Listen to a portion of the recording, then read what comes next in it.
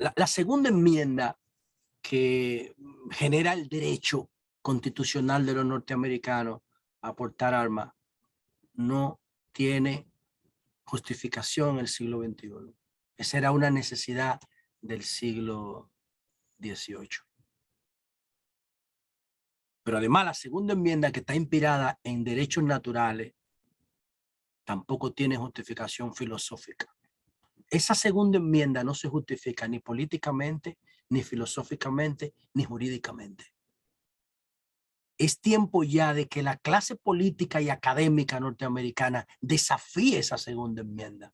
Y yo creo que el presidente Joe Biden tiene una extraordinaria oportunidad aquí de relanzar su gobierno desafiando la segunda enmienda que genera el derecho constitucional de los conservadores norteamericanos a tener armas. ¿Por qué yo te digo todo esto? Después de la intro y después de agradecerte por estar consumiendo nuestros vídeos, nuestros contenidos, te voy a contar todo. Gracias por suscribirte, gracias por darle like a los videos si te gustan, activa las campanas de notificaciones y comenta y comparte nuestros contenidos. Vamos adelante.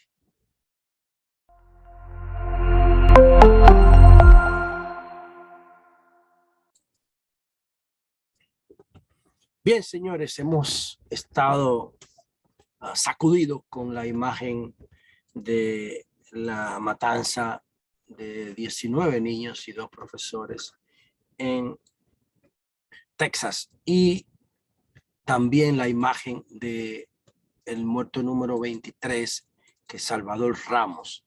Este jovencito de apenas 18 años con un comportamiento sumamente conflictivo, que vivía entre sus padres y sus abuelos por su comportamiento agresivo.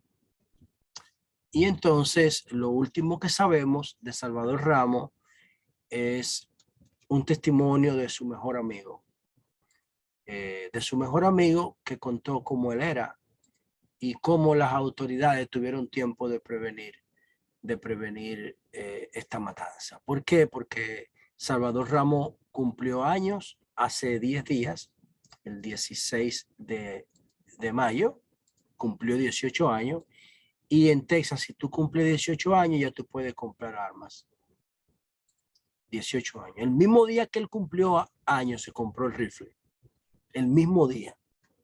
Pero, ¿qué pasa? Que hace un año él había subido ese rifle como parte de su lista de deseos.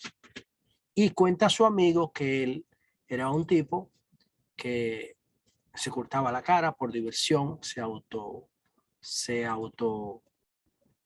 lesionaba, pero además que él era objeto de bullying en la escuela, quizá por su origen hispano, lo más probable, pero eso va a salir en el tiempo. Ellos jugaban videojuegos juntos, videojuegos de violencia, los dos, y entonces en la escuela y en la secundaria sobre todo, a él lo discriminaban en la escuela. Y entonces yo no veo aquí problema de, yo no veo aquí el problema de Buffalo. O sea, un muchachito también de 18 años que se creía que los negros estaban desplazando a los blancos. Y él creía que él era blanco y que los demás eran negros.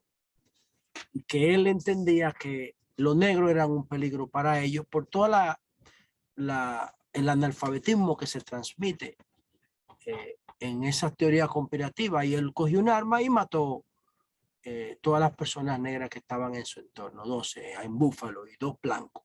Pero este caso es al revés. Este caso es por la víctima, parece ser desde ahora, de la agresión y de toda esa cosa, que este muchacho se vuelve un monstruo. Se vuelve un monstruo que se cortaba él mismo la cara. Y cuando cumplió años, compró la metralleta y cogió para allá y empezó a matar a todo el mundo. Ok. Él tenía acceso a armas en Texas y ese es el tema que nos ocupa hoy. Independientemente de la motivación ideológica, hay un tema de fondo y es el acceso a las armas. ¿Por qué? Porque la enmienda número 2 de la Constitución norteamericana, que se puso como 15 años después de la Constitución, permite a los norteamericanos portar armas. ¿Qué dice esta enmienda y cómo podemos interpretarla hoy día en el siglo XXI, después de 200 años? Vamos a ver lo que dice, la enmienda número 2 de los Estados Unidos. A well-regulated militia being necessary to the security of a free state, the right of the people to keep and bear arms shall be infringed. O sea, dice ahí, siendo necesaria la milicia bien ordenada para la seguridad de un estado, no se violará el derecho del pueblo a tener y portar armas. Ok, ¿qué dice ahí? Siendo necesaria una milicia bien ordenada para la seguridad de un estado libre, no se violará el derecho del pueblo. ¿Qué significa esto? ¿Qué dicen los expertos? Siendo necesaria una milicia bien ordenada, significa que eran grupos paramilitares. Acuérdense que Estados Unidos no es una república, es una asociación de estados, de grupos que deciden formar una alianza y crean entonces una federación. Entonces, esa federación estaba compuesta por todos los estados que buscaban defenderse a sí mismos de la federación y de los demás estados, porque había desconfianza en principio. Entonces, la milicia bien armada eran los voluntarios, el pueblo, porque no había policía, porque no había de Estado de Derecho, porque no había seguridad jurídica, porque no había ejército. Entonces ellos formaban sus milicias como los paramilitares de Colombia, pero en el siglo XVII. Esa era la milicia. Entonces, esa milicia bien ordenada para la seguridad de un estado libre, entonces era necesaria. Y por eso no se viola el derecho del pueblo a portar armas, porque el derecho del pueblo, el pueblo era que conformaba la milicia para defenderse de otras agresiones. ¿Entiende? Es el tema. Entonces, ¿qué pasa con ese texto? Que ese texto le falta decir ahí, estamos hablando de qué, del siglo XVIII, decía, hasta que se den las condiciones para que hasta que la sociedad tenga las condiciones de protección, lo que sea. Pero ese texto es un texto primitivo de cuando Estados Unidos no podía ofrecer la seguridad a todos los ciudadanos. Ellos tenían que defenderse ellos mismos. Era una época primitiva y ellos se estaban defendiendo, independizándose del imperio inglés. Y ahí se entiende eso. Entonces, ¿qué ha pasado? Que eso se ha traducido en cultura y se ha traducido en institucionalidad y en derecho. Obviamente, ese texto que está ahí, siendo necesaria una milicia bien ordenada para la seguridad de un estado libre, no se violará el derecho del pueblo a tener y portar armas. Esa es una reflexión y es importante que anotemos esto aquí. Esa es una reflexión que se inscribe dentro de lo que se conoce como derechos naturales.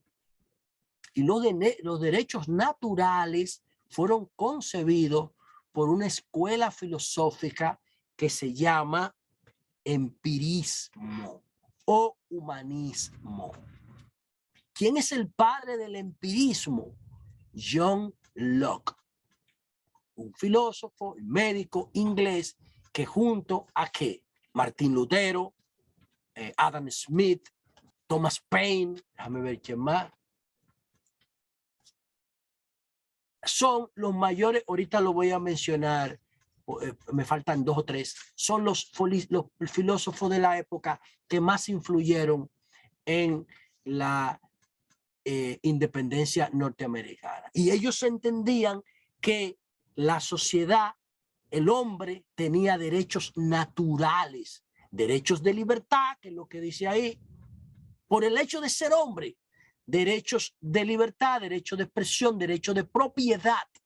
Esos eran derechos naturales, que tú nacías con ellos. Y entonces ahí viene el primer error. ¿Por qué? Antes de seguir con este tema, ¿por qué yo digo que esto es un error? Voy a hacer una pausa aquí para tratar de explicar lo siguiente. Y miren cómo la filosofía influye determinantemente en nuestras vidas. La filosofía que nace con la filosofía nuestra occidental, que nace con los griegos crearon lo que se llama el logo, la razón. El logo. El logo era la expresión del pensamiento, del argumento, de la razón, de la lógica, era el símbolo de eso. Entonces, ¿qué pasa? Después que los griegos fueron absorbidos por los cristianos, por los romanos, bueno, los romanos hicieron una mezcla de las dos culturas y la filosofía también reflejó eso. Entonces, después que se cae el imperio romano, entonces surge la ciudad feudal. Y la ciudad feudal entonces mezcló esa filosofía con todo el poder que había alcanzado el cristianismo en el imperio romano. Y eso es lo que se conoce como Baja Edad Media. En la Baja Edad Media entonces se impuso una filosofía dominada por la visión escolástica de Santo Tomás de Aquino, el tomismo. Y la escolástica ponía la fe por encima de la razón. Ven, de ahí es que viene el concepto de escuela, de escolástica, porque en esa época fue que se forman las universidades y las escuelas. Escuela viene de escolástica. Los griegos le decían escuela a la parte de ocio.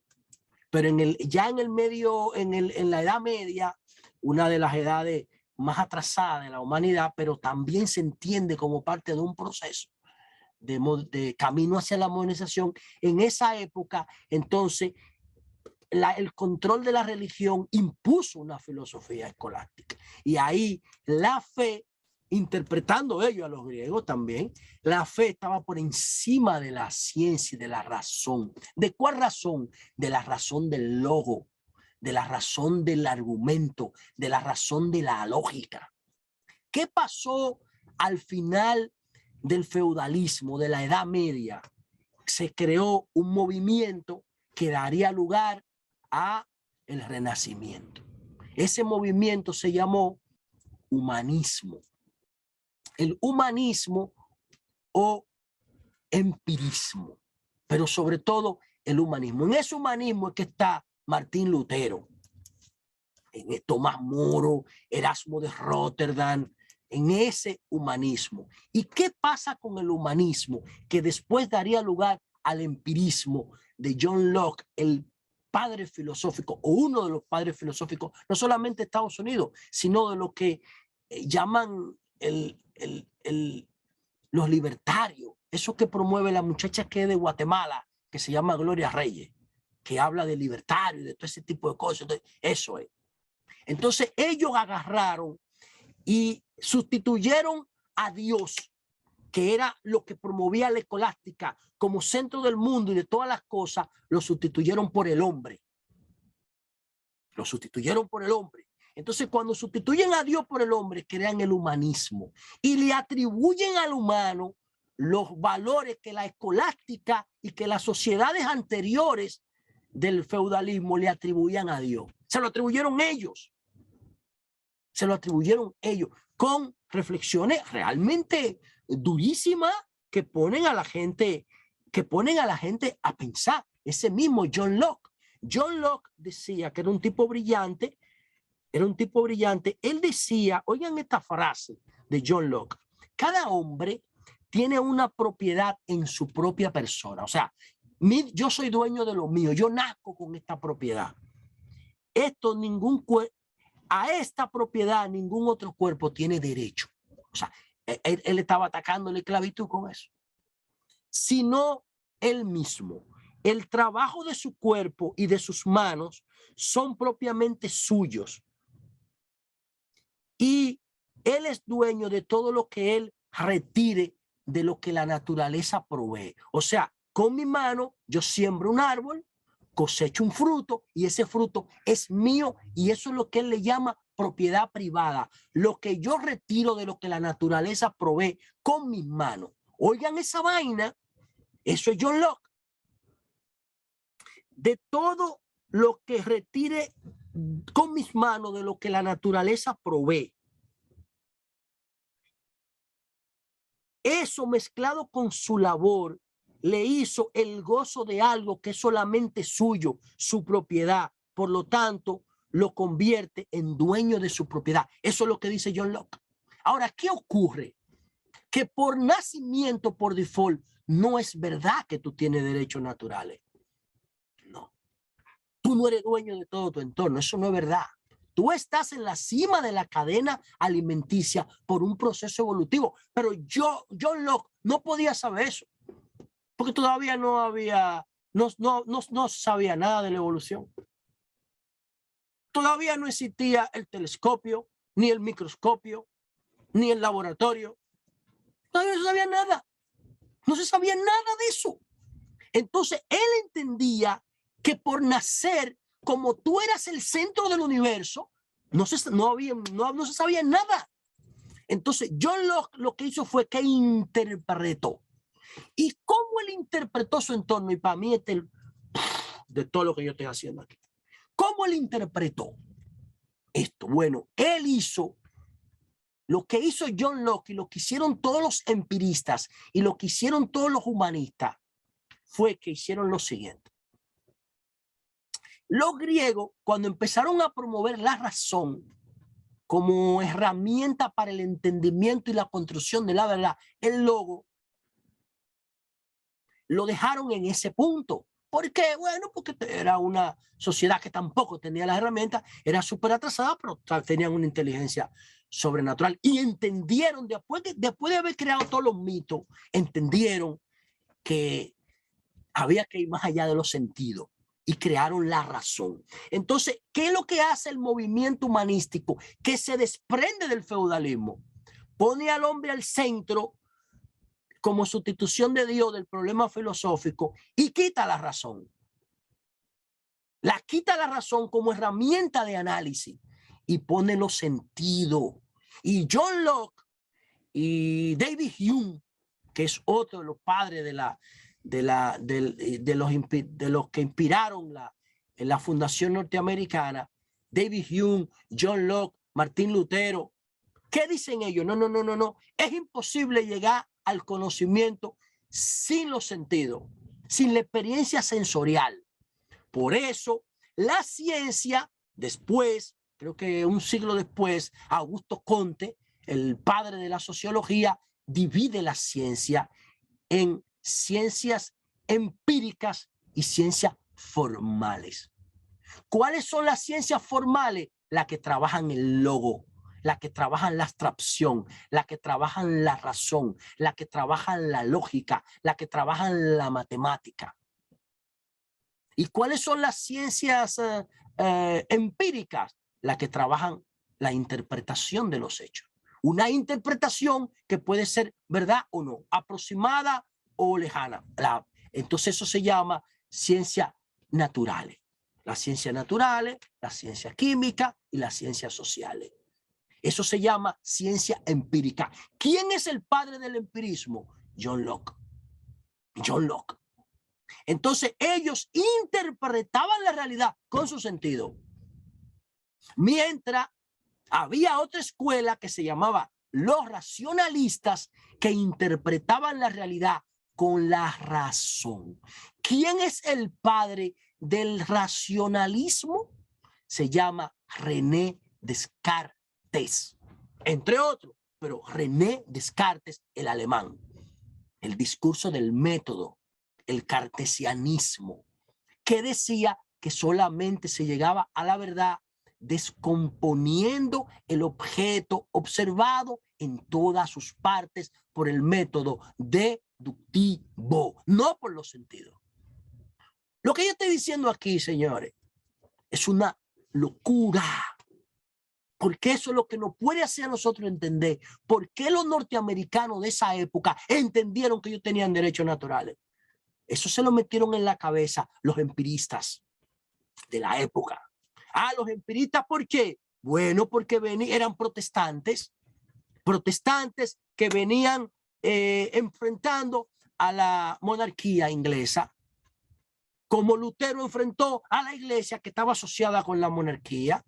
Hay 4 acontecimientos que dan lugar a la edad moderna. 4. El primero es la imprenta, que hace que todas estas ideas circulen. Segundo, la caída de Constantinopla, que fue la etapa oriental del Imperio Romano. Eso fue en 1453, la imprenta en 1450, el descubrimiento de América en 1492 y el protestantismo de Lutero en 1518. Esos son los 4 elementos que configuran el fin de la Edad Media y el principio de la Edad Moderna. Esos fueron los acontecimientos que marcaron la base filosófica sobre la cual se fundó Estados Unidos y la Revolución Francesa también. Entonces, ellos, procurando esos valores del protestantismo, que tienen unos valores increíblemente positivos, pero tienen unos errores estructurales. Y entonces, entre esos errores estructurales está ese paquete de derechos naturales que ellos entienden que nacen con ellos. Es un error.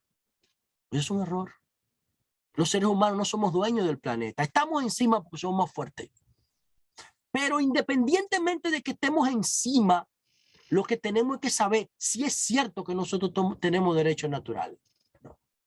¿Y cómo nosotros podemos saber que no tenemos derechos naturales? Simple. La vida tiene en la Tierra 3.500 millones de años. 3.500 millones de años.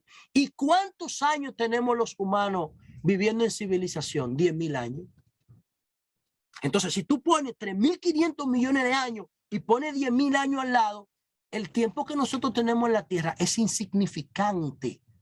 La civilización humana, porque el sapiens sapiens debe tener entre 200 y 150.000 años. Pero nosotros como civilización son 10.000 años que tenemos después que el planeta se descongeló. Entonces ellos no sabían eso porque no había arqueología, ni antropología, ni geología, nada de eso había. ¿Cómo diablos lo iban a saber? Entonces ellos pensaron que ellos eran el centro del universo. Eso es lo que pasa. Esa es la causa de la matanza en Estados Unidos. Esas ideas del empirismo, esas ideas del humanismo que se opusieron a ¿qué? A lo que decía René Descartes, que había que descomponer el fenómeno observado en todas sus partes para conocer cada una de sus partes. Eso se llama método deductivo racional. Lamentablemente, en ese proceso norteamericano, los protestantes seguían una consecuencia de la escolástica, que fue el humanismo, y no el cartesianismo, y no el racionalismo. Y las ciencias están divididas arbitrariamente en 2 grupos, las ciencias empíricas y las ciencias formales de la razón. Eso es arbitrario, hay una sola ciencia. De hecho, ellos utilizan el mismo método el mismo método de la lógica, pero lo utilizan con limitaciones. Yo quiero que veamos un ejemplo ahora para que ustedes puedan ver y valorar este esfuerzo que nosotros hemos hecho por traerle este contenido que es muy difícil ustedes lo encuentren en otro canal, ni en la televisión ni en YouTube. Búsquenlo y compárenlo y déjenmelo en los comentarios, porque para eso es que estamos aquí. Vamos a ver. Entonces, yo quiero que veamos, para que ustedes vean, para que ustedes se den cuenta, un ejemplo. Vamos a ver el logo, el silogismo que hemos preparado para todos ustedes. Para que ustedes vean cómo se construyen esas ideas. Miren, esto que yo tengo aquí que lo hice yo, lo construí yo mismo, y que podemos hacer muchos ejemplos, es un silogismo. El silogismo es como la principal herramienta de la lógica. Hay muchos silogismos. Este es un silogismo propositivo o proposicional, como ustedes le quieran llamar. Tiene tres elementos. Tiene una premisa, tiene una proposición y tiene una conclusión. Ese silogismo. Para que ustedes vean cómo se construye una verdad. Y esa verdad se convierte en cultura, se convierte en ley y puede tener consecuencias positivas o negativas. Voy a poner ese ejemplo con el tema de los negros, pero lo puedo poner con la cárcel, lo puedo poner con animales, lo puedo poner con cosas, como ustedes quieran. Pero vamos a hacerlo así. Miren, este silogismo dice, todos los africanos son negros. ¿Verdad? Hace una afirmación. Es una premisa. Eso es absoluto, ¿eh? Para ese silogismo, todos los africanos son negros. Ya usted se mete eso ahí y lo coge como una verdad.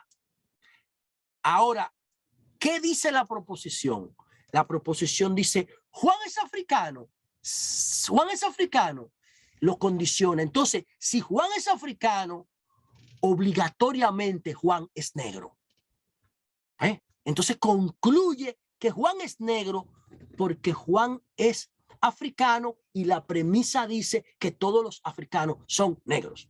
Ve, ok, ahora, en ese carácter absoluto de esa oración que dice todos los africanos son negros, el concepto de negro, el concepto de todos, el concepto de africano tiene un valor.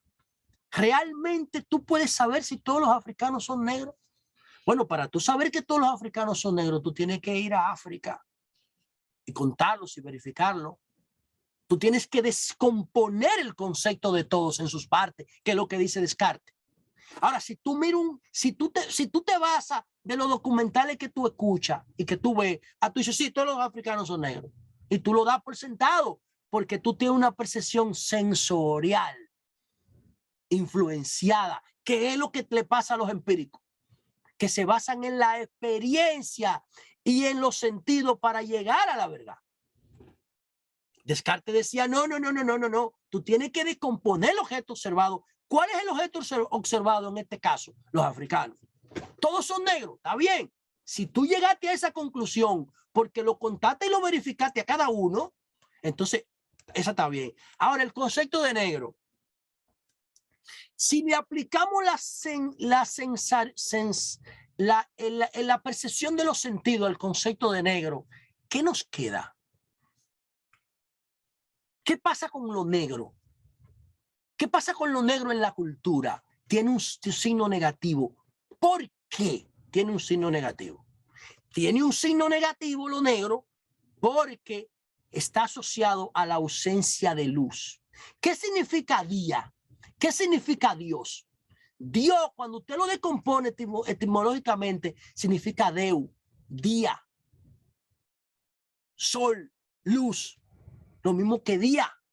Entonces, todo lo que hay, todo lo que está iluminado es positivo para la cultura. Y todo lo que tiene ausencia de luz es negativo. ¿Por qué? Porque cuando no hay luz, usted se puede dar un golpe en la cabeza. Lo pueden matar, le pueden robar, se lo puede comer un animal en la selva. Cuando hay luz, usted tiene pesadilla, salen los muertos. Todo ese tipo de disparate es con ausencia de luz que se produce. La mayoría de los depredadores es de noche que atacan. Entonces, la noche, culturalmente, en la ausencia de luz, es negativa. Y lo negro se asocia a la noche. Entonces, ahí se va construyendo el prejuicio. Ahí se va construyendo el prejuicio. Pero eso, usted lo construyó con su sentido. Usted no lo construyó con herramientas de lógica. Si usted le aplica herramientas de lógica, usted tiene que analizar qué es lo que es la negritud. ¿Por qué hay personas negras o que tienen color en la piel? No es porque son malos, es porque viven en un entorno que le da mucho sol y ese color es un mecanismo de protección de la naturaleza. Eso es todo. Pero ellos no tenían forma de darse cuenta. Entonces ellos entendían que como ellos eran diferentes, a los negros.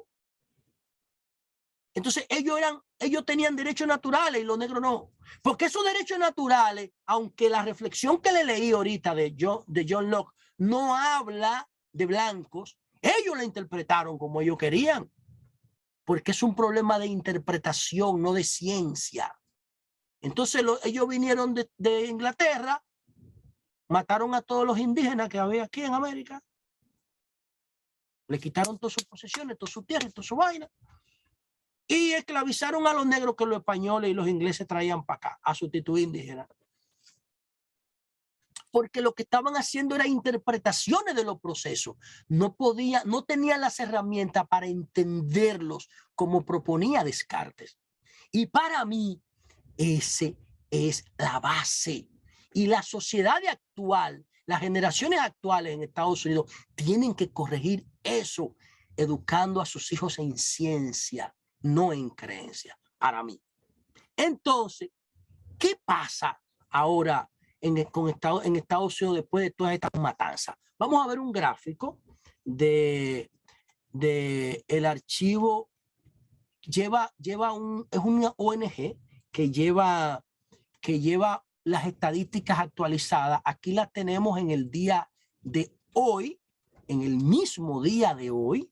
Tenemos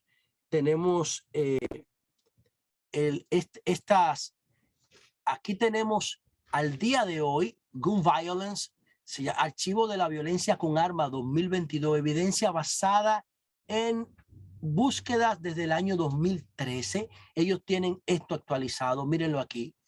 17.334 personas han fallecido este año en lo que va de año en Estados Unidos por armas. Eso incluye personas que matan a otros y que se suicidan también. En Estados Unidos mueren más personas que se suicidan con armas que personas que son muertas por otros. Oigan esto, para que ustedes vean lo absurdo de que todo el mundo tenga armas.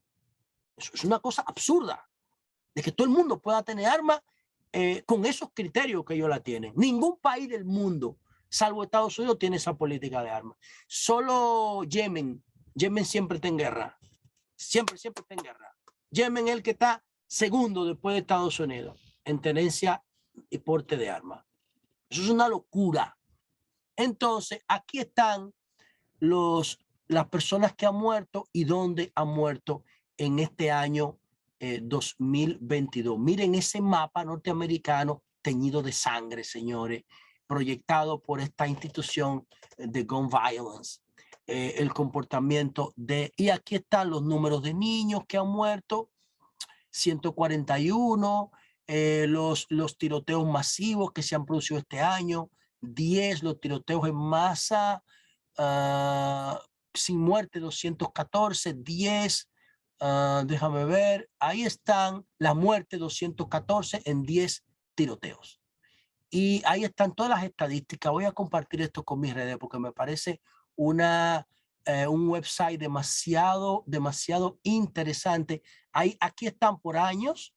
Aquí abajo lo podemos ver por año, 2014, 2015, 16, 17, 19, hasta el año 2020 los tiroteos. Creo que si lo clico aquí puedo seguir viendo el 21, pero hasta el 2020 está la data de los fallecimientos y de las agresiones, de los tiroteos masivos como el de esta semana en Texas y el de la semana pasada en Buffalo, Nueva York. ¿Qué hacer entonces?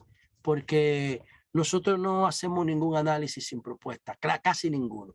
Entonces, yo pienso que cuando vemos el comportamiento de demócratas, porque aquí hay un problema ideológico en el fondo de conservadores y progresistas, la mayoría de los que presiona el lobby de la tenencia indiscriminada y sin regulación de armas son los conservadores. Son los conservadores.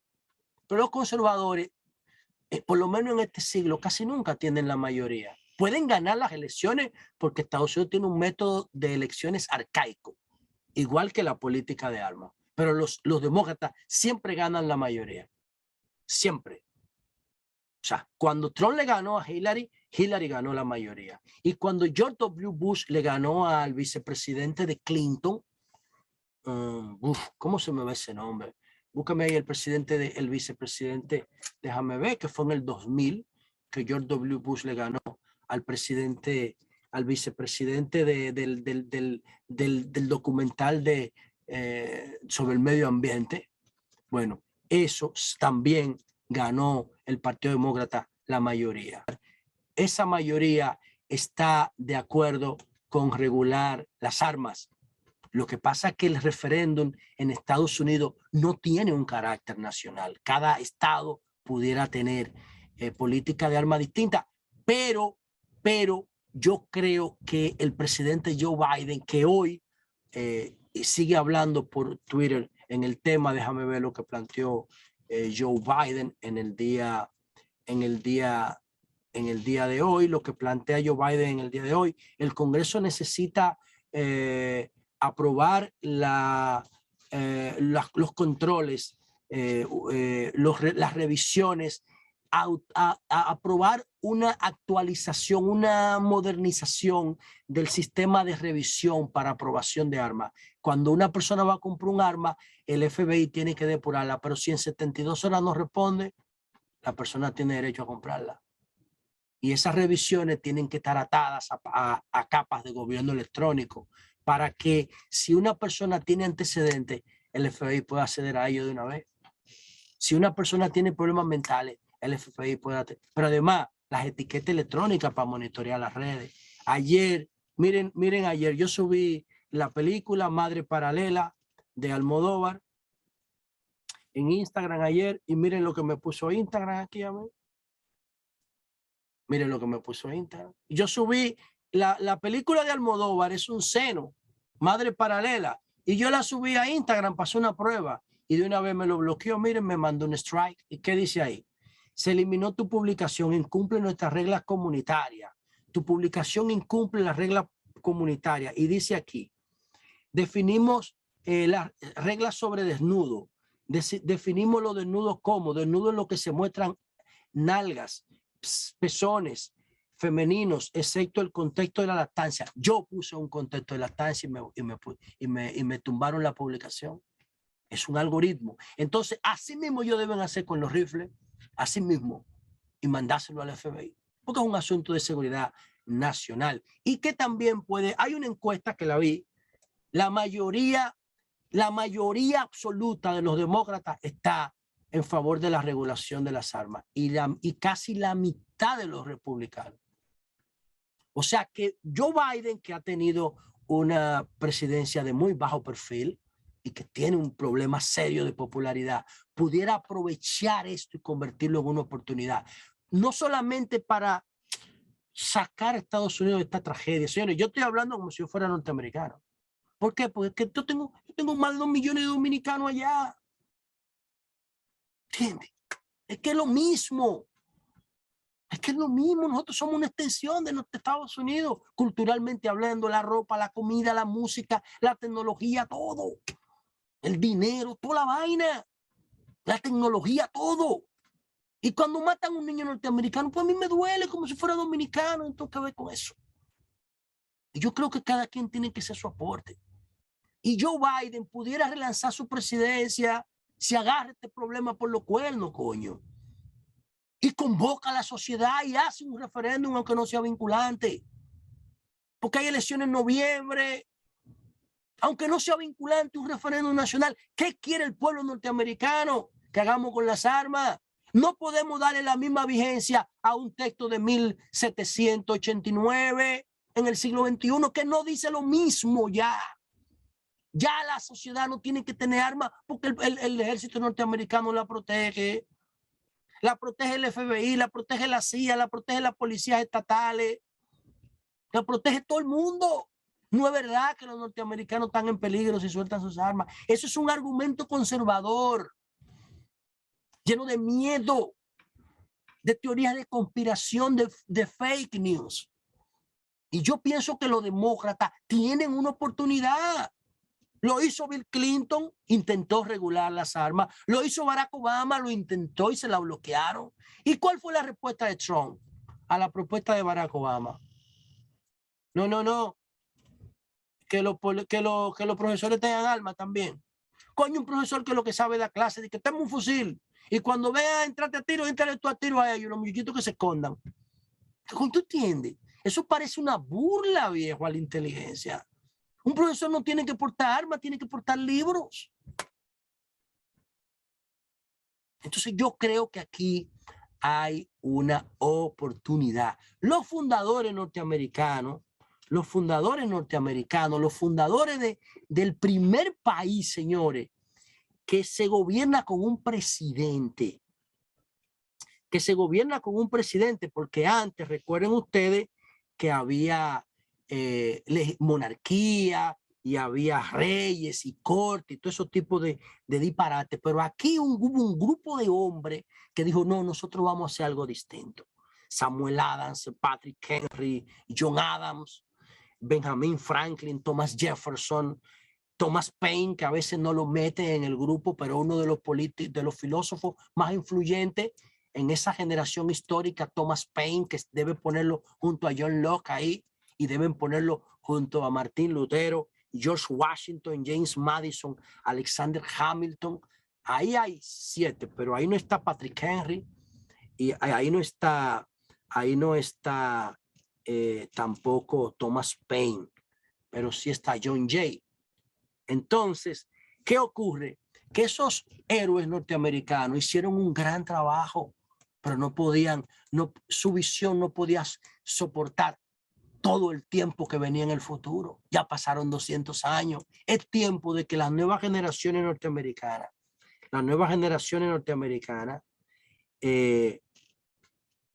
hagan su papel y modifiquen eso que está ahí.